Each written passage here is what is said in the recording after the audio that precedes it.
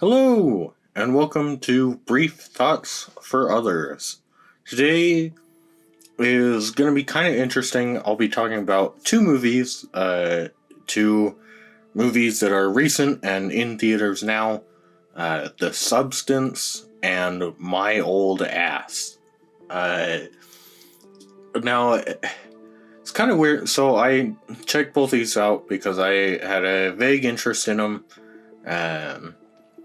My Old Ass looked like it could be a bit of fun, and then the Substance has quite the critical acclaim, and I guess we'll just go in order of how I saw them.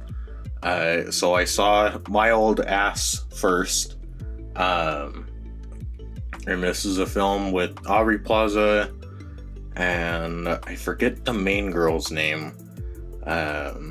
But she hasn't done a whole lot, but she was pretty good, and so I look forward to seeing her in some other stuff. But the basic premise is that you have this girl who's just turned 18 and she's cusping adulthood, and then she does a mushroom trip and somehow gets in contact with her future self. And so you have Aubrey Plaza playing the future girl, and she is kind of trying to give her vague hints at what to do, what not to do. And it's fairly funny throughout. There are some jokes that definitely don't land as hard as they probably could. And there is a lot of the film that is dedicated to a more serious plot, but I don't actually think that detracts. I think the movie did a pretty good job at balancing comedy and drama, and I ended up liking it a lot more than I thought I would, because I thought it was just going to be kind of dumb but funny. But it ends up having a pretty good or a pretty well executed theme about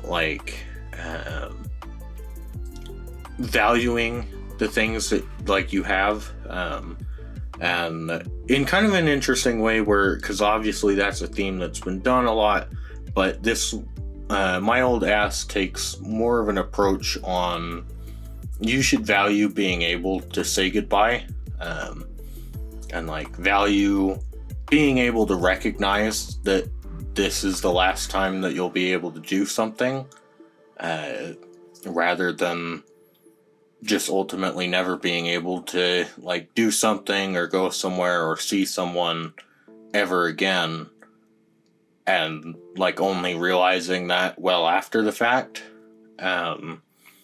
It did a pretty good job of executing on that message, and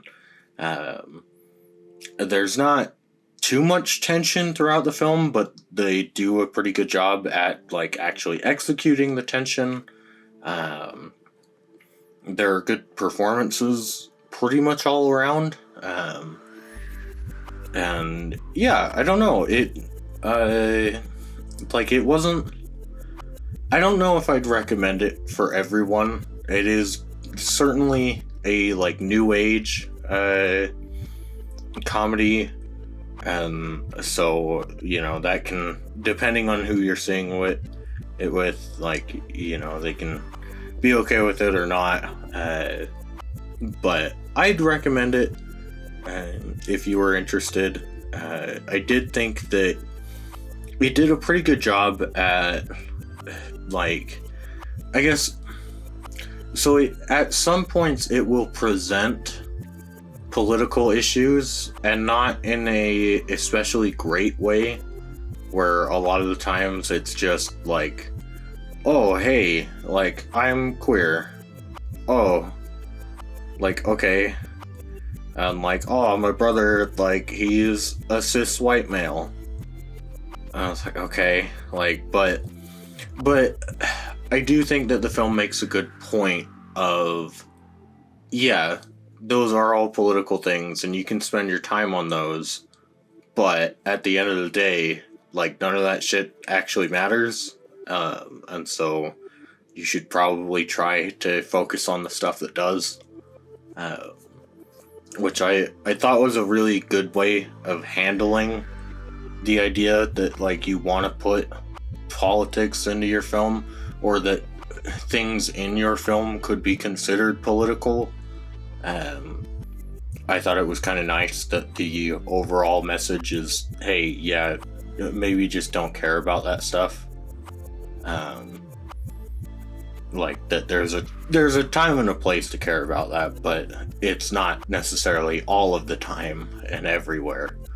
And so, yeah, so I came out of that pretty positive, and then I went and saw The Substance, which I knew pretty much nothing about going into it. I just knew that it was getting a lot of praise, and so I decided to go check it out. And it opens with displaying that it won Best Screenplay at the Cannes Film Festival. And we'll get back to that, because that certainly set a tone where I was like, oh, okay, so this should be really well written, right? But then the film starts, and it starts very expedient, where they show that, like, oh, look, if you put this serum in an egg, it'll clone another egg right out of it. And it's like, oh, okay. And then we meet the main character, and this is where the film starts to run into problems, where it wants to be set in the 80s and modern day at the same time, which is really weird, because the main character, she's like an aerobics instructor for like a morning television show or something, and like everything's very 80s, and they have a lot of like analog technology, but then they also have I forget if it's Dennis Quaid or Randy Quaid, but I think it's Dennis Quaid.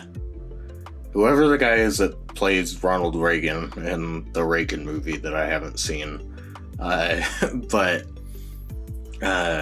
he's like her producer, and it's so weird where, so like, or I guess I should mention that the other opening shot is we see the main character, we see her Hollywood star of fame be put in and then deteriorate over time, and eventually some guy like drops his burger all over it, like it's ketchup everywhere. So that to me was like, oh, okay. So yeah, we're being pretty expedient. Like, I get what's going on. I get what the serum does. I get what our main character's going through. Like, she feels old, washed up. Cool, great. Like, you know, I'm liking how fast we're being with establishing these things.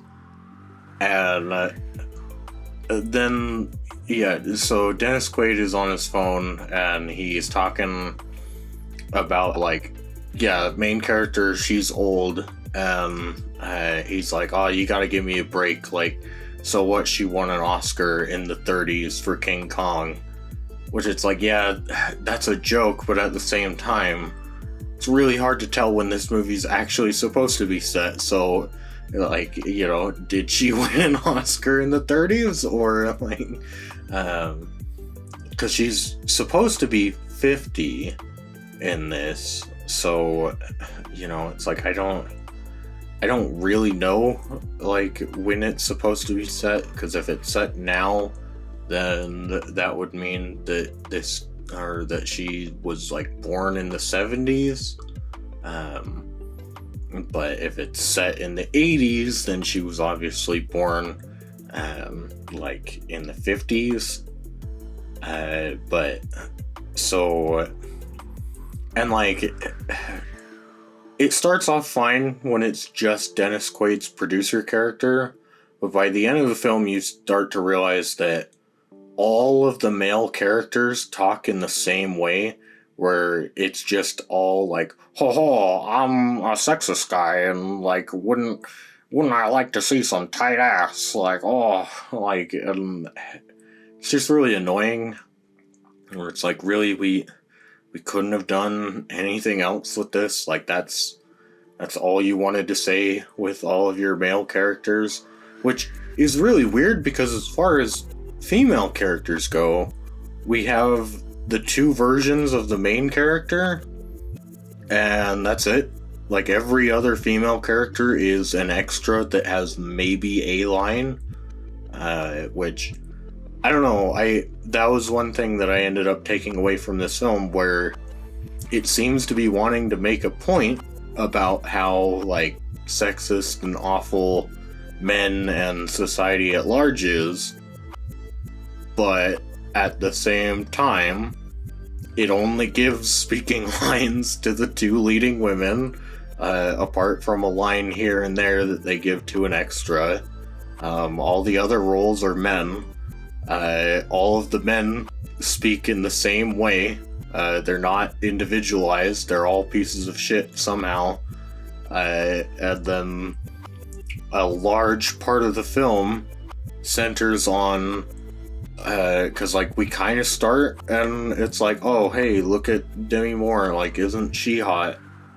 Like look at this close up of her ass, like are her tits big? It's like, okay, like sure man, like you wanna get on with the story, and then like eventually she like goes to the doctors for some sort of a checkup, and she gets handed in her coat this USB drive, which she then, when she gets home, she instinctually sticks that in her TV,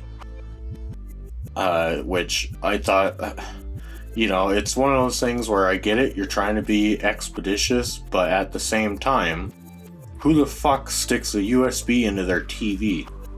Like, I know that smart TVs are getting pretty smart, but at least throughout my whole lifetime, I've never actually understood the purpose of an SD card slot or a USB slot on a TV.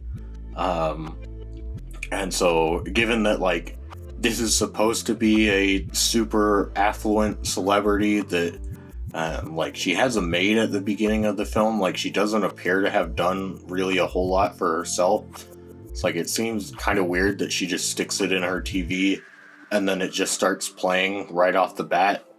And it explains that, like, oh, we've got this thing called the Substance. If you inject yourself with it, it'll clone, like you, but it'll be a better you.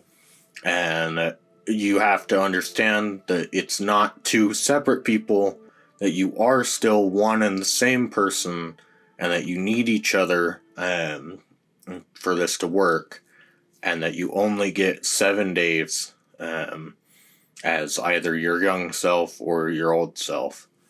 And that's the premise.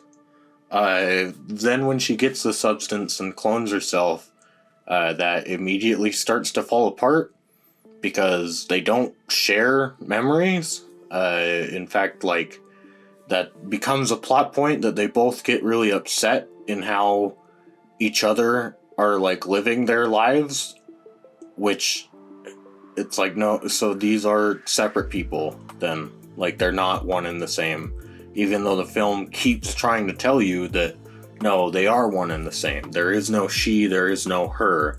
They are the same person. It's like, no, they're not. They're completely different. Like, one of them is doing some things that the other one entirely doesn't want to do. Then eventually, like, the younger self, Margaret Qualley, she, like, starts taking life from the older one so that she can live more than her 7 days, but that, as she does that, it, like, turns Demi Moore into this weird, like, corpse Igor looking thing. And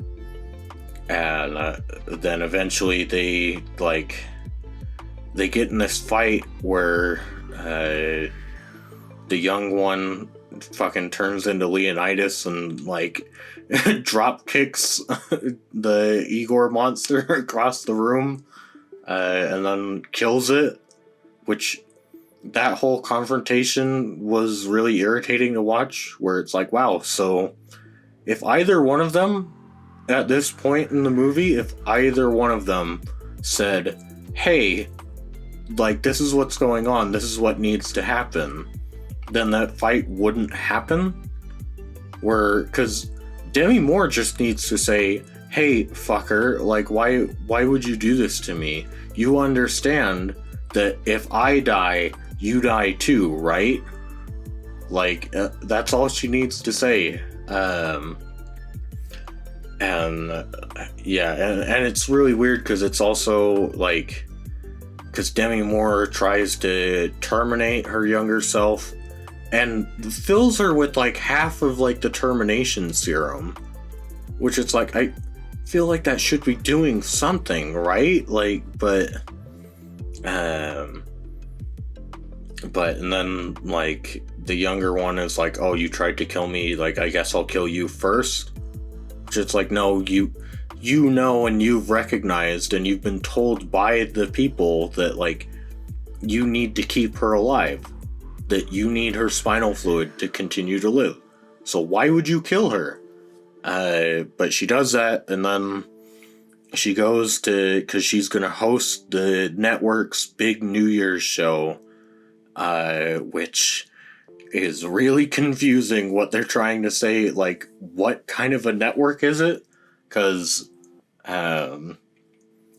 she like, so she starts deteriorating and then goes back to the apartment, injects herself with the rest of the substance, and it like turns her into some weird like monster thing that's got both Margaret Qualley and Demi Moore in it, and then attempts to go back to like host the show, and the little bit of the show that we see is super fucking weird, where it's like, it's a bunch of like topless flamingo dancers running around on a stage that like, this is supposedly live on air, and they have a live studio audience which consists of children, or at least one child, and it's like, I don't know that they should be there for that, frankly. Why did you put them here?